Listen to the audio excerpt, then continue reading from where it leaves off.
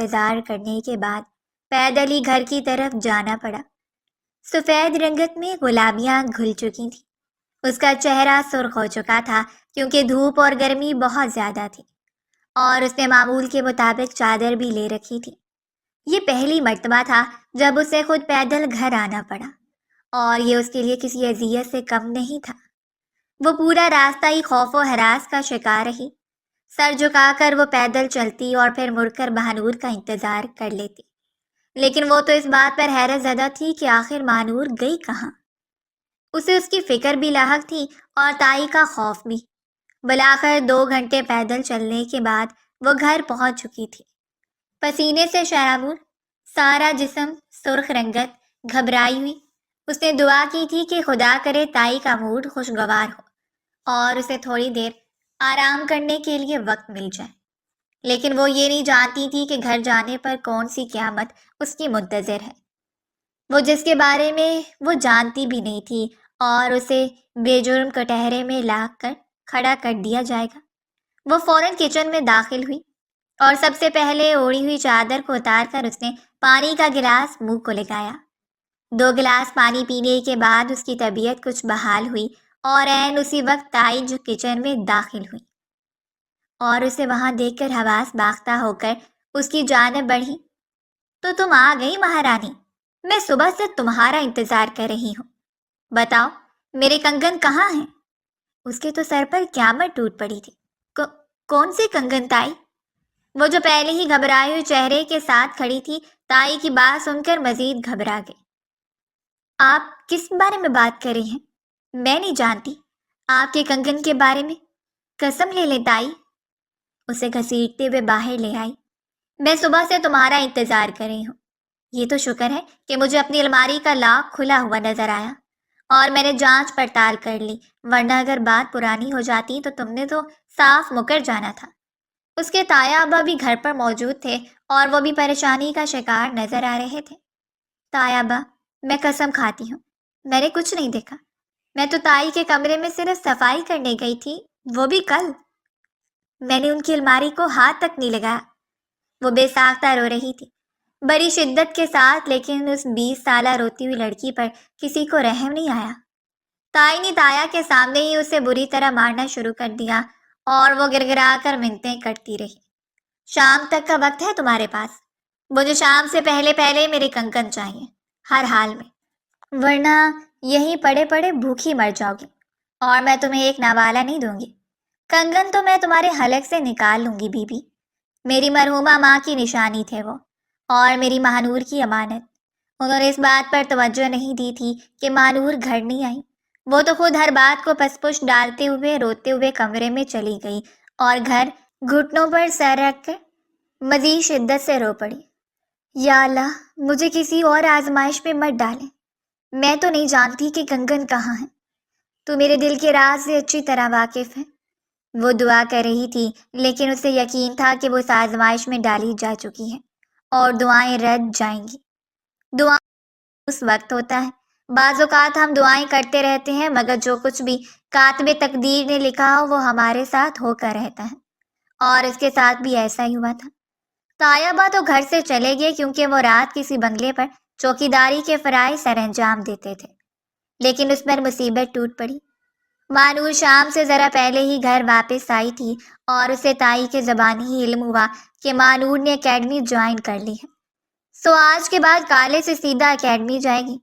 مانور عمر میں اس سے 2 سال بڑی تھی اور کالج میں بھی درجے کے لحاظ سے اس سے بڑھ کر تھی، اور ویسے بھی وہ تائی کی اکلوتی اور لاڈلی بیٹی تھی، سو اس پر حرف آنا ناممکن تھا۔ لیکن تائی اپنی بات پر قائم رہی اور گھر آتے ہی مانور کو بھی بتا دیا تھا۔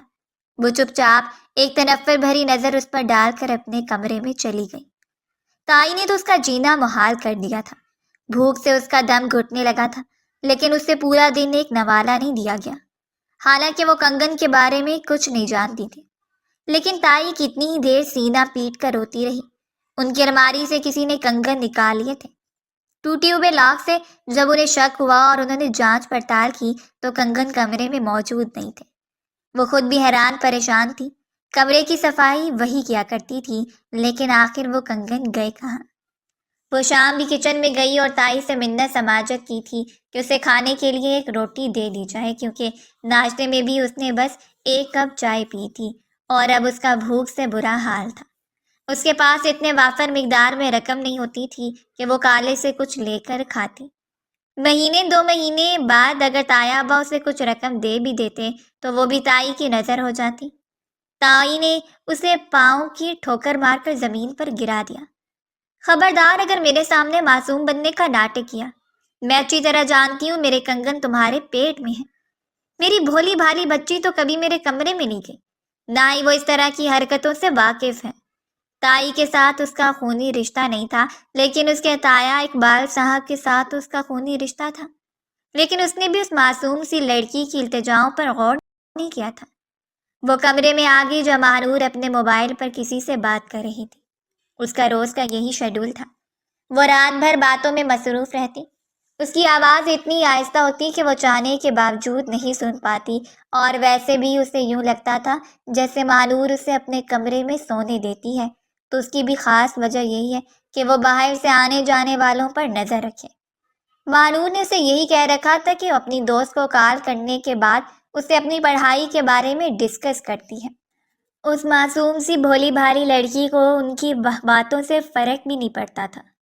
اسے تو بس یہاں رہنے کے لیے ٹھکانا چاہیے تھا، جو کہ اسے ایک محفوظ پناہ گاہ کے طور پر عزیز تھا، اور وہ ہر ایک ظلم و ستم کے باوجود وہاں گزارا کر رہی تھی۔ یہ رات کے 12 بجے کا وقت تھا جب مہنور نے فون سے سر اٹھا کر اسے دیکھا اور اسے سسکتا ہوا پا کر ایک نظر اس پر ڈالی۔ اگر اماں کے کنگن تم نے اٹھائے ہیں تو دے کیوں نہیں دیتی؟ اس کا لہجہ عجیب سا تھا۔ جب اس نے نفی میں سر ہلاتے ہوئے مہنور کے چہرے کو دیکھا، میں قسم کھاتی ہوں میں نے تائی کے کنگن نہیں دیکھے، آپ بھی جانتی ہیں میں چوری نہیں کر سکتی۔ مہنور چپ چاپ اٹھی اور کچھ دیر کے لیے باہر چلی گئی۔ وہ واپس آئی تو اس کے ہاتھ میں کھانا تھا۔ کھانے کی ٹرے کو دیکھ کر وہ چمکتی ہوئی آنکھوں سے مہنور کو دیکھتی رہی اور پھر اس پر تائی کا خوف غالب آ گیا۔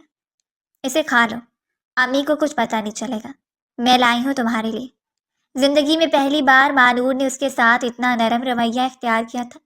دیکھو، صبح میری ایک فرینڈ کی شادی ہے، کیا تم میرے ساتھ چلو گی؟ اس نے لقمہ حلق سے اتارتے ہوئے مہنور کے چہرے کی جانب دیکھا تو وہ بے پناہ خوش ہو رہی تھی کہ اس کی تایا زاد نے اس پر کرم نوازی کی، ورنہ آج تک جس طرح وہ تائی کی مغروری کا شکار تھی، اس طرح مہنور بھی اسے اپنے جوتے کی نوک پر رکھتی۔ مہنور آپی، لیکن میں تو آپ کے ساتھ کالج جاؤں گی۔ ہاں، یہاں سے تم کالج کے لیے جائیں گے، لیکن پھر راستے میں ہی تم میرے ساتھ دوست کی شادی اٹینڈ کرنے جاؤ گی، پکا نا؟ مہنور نے اسے محبت سے دیکھتے ہوئے اپنے ساتھ ملا تو لیا تھا، لیکن وہ کم سن معصوم لڑکی نہیں جانتی تھی کہ وہ کس قیامت خیزی کا شکار ہو رہی ہے۔ آپ تایا ابو کو بتا کر چلی جائیں۔ اس نے ایک بار پھر مہنور کو دیکھا۔ ہرگز نہیں، تم اس بات کا ذکر کسی سے بھی نہیں کرو گی۔ ہم جائیں گے اور شام کو واپس آ جائیں گے، بس تمہیں میرے ساتھ ہی واپس آنا ہوگا، کیونکہ میں نے بابا سے کہہ دیا ہے کہ کل کالج میں ایکسٹرا کلاسز ہوں گی۔ اس کا دل دھڑک اٹھا تھا۔ اس نے آج تک جھوٹ کا سہارا نہیں لیا تھا کیونکہ اسے خوف تھا کہ اگر تایا ابو یا تائی امی میں سے کسی کو بھی پتہ چل گیا تو شامت اس کی آ جائے گی، کیونکہ کوئی بھی مہنور کو کچھ نہیں کہتا اور وہ سب کے عتاب کا شکار ہو جاتی ہیں۔ میرے پاس نئے کپڑے نہیں ہیں، تمہیں ضرورت بھی نہیں ہے نئے کپڑے پہننے کی۔